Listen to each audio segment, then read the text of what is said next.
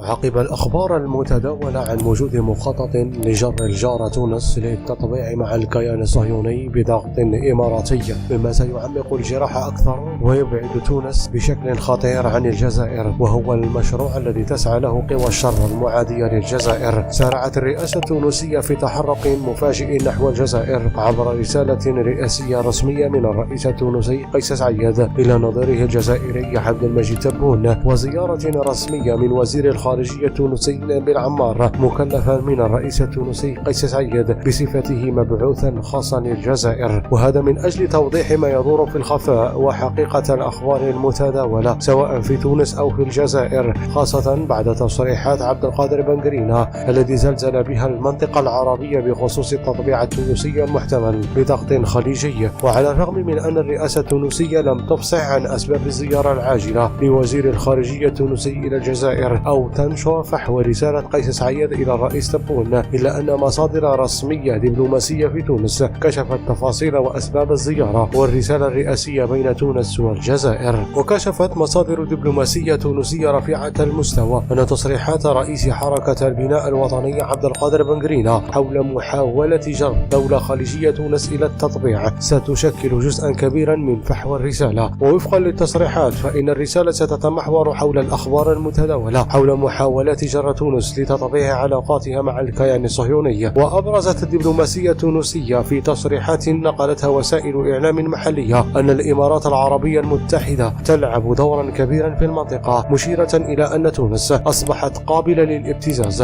نظرا للخانقة الاقتصادية التي تعيشها وتفكك جبهتها الداخلية.